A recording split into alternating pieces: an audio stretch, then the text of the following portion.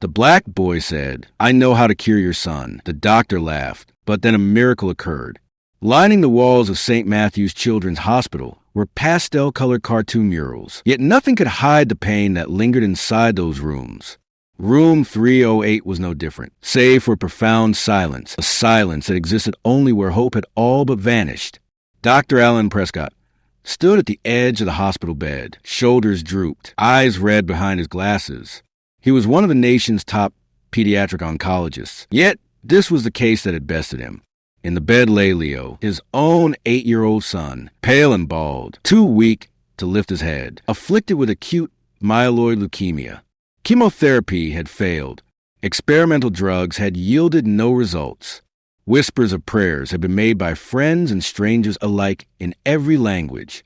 Yet, Leo was slipping away. Alan glanced at the monitor, observing the slow rhythm in his son's delicate chest rising and falling like a paper-thin wave. And he wept. A gentle knock tapped at the open door, expecting a nurse. Alan turned, but it wasn't. A young black boy stood there, no older than 10, wearing jeans that were too short and a slightly worn shirt. His deep brown eyes appeared older than his age. His name tag from the volunteer badge read Malik. Alan hastily wiped his face, attempting to regain his composure. "Can I help you?" "Kid?" he asked. Malik stepped inside, glancing at Leo and then back to the doctor. "I came to see your son," he said softly. Alan raised an eyebrow. "He's not taking visitors." "Thank you, but I know how to help him," Malik interjected. His words were bold and sure, prompting Alan to chuckle in disbelief. "You know how to cure cancer?" he asked, his voice tinted with frustration. "That's rich." Malik didn't smile. "No, but I know what he needs." Alan's expression turned steely. "Listen, I appreciate your kindness, but I've spent the last 2 years trying everything.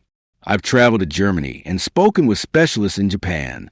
Do you think walking in here with a hopeful look is going to fix this?" "I don't have hope," Malik replied. "I have something real." Alan sighed and turned away. "Please leave," he said, but Malik didn't budge.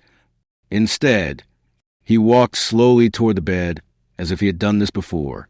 Alan stepped in. "What are you doing?" he demanded. "He's scared," Malik said, cutting him off and locking eyes with Leo. "Not just of dying. He's scared of you seeing him like this." Alan froze. Malik gently grasped Leo's frail hand. "I was sick too," he whispered. "Worse than him. I didn't talk for a year, and no one knew what was wrong with me. They thought it was brain damage. But it wasn't. I just saw something I couldn't explain." Alan crossed his arms. "What did you see?" Malik looked up. Light and something behind it. It spoke to me, not with words, but with feeling. It said I had to come back, that I wasn't done, that I had to help him. Alan stared, stunned. "You think this is a game?" he snapped. "You think just walking in here and feeding him nonsense will change anything?" Malik didn't flinch. He closed his eyes and whispered something inaudible for the first time in days. Leo stirred. His hand moved. Alan blinked. "Leo," Malik whispered again, this time touching Leo's forehead. Suddenly, the boy's eyes fluttered open, slightly weak but open nonetheless. "Daddy," Leo croaked. Alan rushed forward. "Leo, can you hear me?" Leo nodded faintly. Alan looked at Malik. Shaken. "What did you do?" "I reminded him why he still needed here," Malik replied. "But he has to want it too." Alan swallowed hard. "This doesn't make sense. You're not a doctor. You're a volunteer, a child." "I'm more than that," Malik said softly. "Ask Nurse Delaney. She knows my story." Before Alan could respond, Malik turned and left the room. When Alan inquired with the nurses who let him in, one looked confused. "No one," she said. "Malik hasn't volunteered here in months. He moved out of state last year. They called a miracle after beating a rare neurological disorder. Alan stood in the hallway, stunned. In room 308, Leo was sitting up, asking for juice. The following morning, room 308 filled with quiet wonder. Leo was awake, not miraculously cured overnight, not fully recovered, but alert, talking, and for the first time in months, smiling. His cheeks bore a hint of color. He asked for crackers, laughed at a nurse's silly joke, and even reached out to hold his father's hand, just like he used to do when he was little and afraid of thunderstorms. Dr. Alan Prescott didn't know what to do with himself. He'd spent the entire night reviewing charts, test results, and medication logs. Nothing had changed. No new drugs. No last-ditch procedures. But Leo had improved on his own. Well, not quite on his own. Alan couldn't shake Malik from his mind. The 10-year-old who had appeared in his son's room uttered something no one could hear, touched Leo's forehead, and changed everything. A boy who, according to the volunteer records, hadn't been at St. Matthew's in over a year. Alan sat down with Nurse Delaney, his voice low, heart racing. "Tell me about Malik." She looked up slowly, her expression unreadable. "Why?" she asked. "Because he was in Leo's room yesterday. He claimed he knew how to help him. I thought he was just another kid with a good heart. But now I'm not sure what to believe." Nurse Delaney hesitated and then set down her clipboard. "Malik came here when he was 4, she said. "No diagnosis, couldn't walk, couldn't speak. He was in a coma for 7 months. We called him our sleeping angel." Alan leaned in. "They said it was neurological, some rare viral inflammation.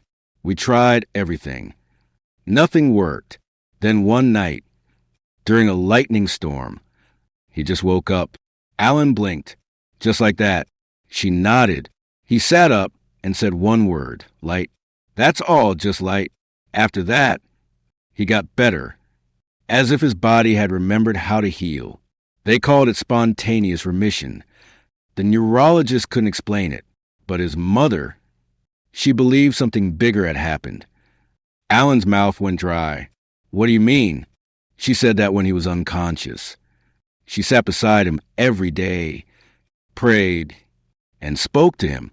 One day, she felt something in the room with him, warm and loving, like someone had walked in from another world.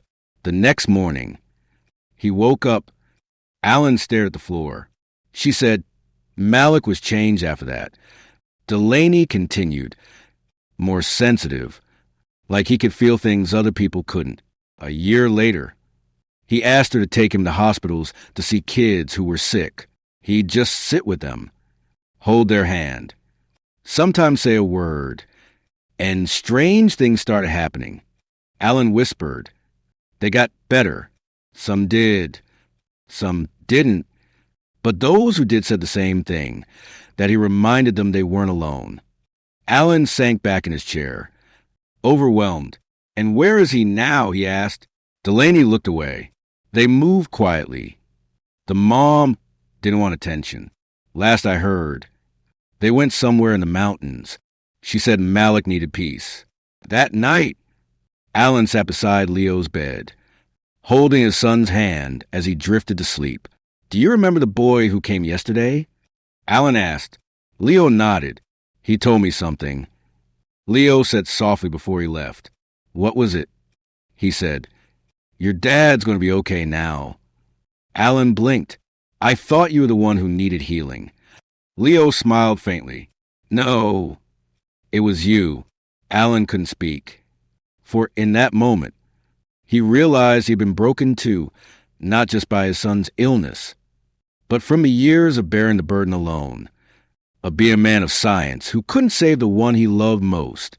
He had forgotten what it meant to believe in something greater than himself. 3 weeks later, Leo was discharged. The scans weren't perfect. The cancer still lingered but was stable, something doctors rarely observed in cases like his. His appetite returned, and he began to draw again. He asked to go outside to feel the wind on his face. And Alan changed too. He stopped viewing miracles as mere fairy tales. He began spending more time with his patients, listening more than talking, holding hands instead of charts. He even started a foundation in Leo's name that focused on holistic healing, emotional therapy, and the power of presence in recovery. They called it the Malik Project. One summer, a letter arrived with no return address. Inside was a photograph of Malik, now older, standing on a hillside and holding a small lamb. His smile hadn't changed. Taped to the back of the photo was a note. Healing doesn't always mean curing. Sometimes it just means remembering why you're still alive. Alan framed it and placed it in his office, right beside a photo of Leo holding a stethoscope. Today, Leo is in remission, and Dr. Alan Prescott, once a skeptic, shares with his patients the story of the boy who reminded him that while medicine may address the body, love, connection, and belief awaken the soul.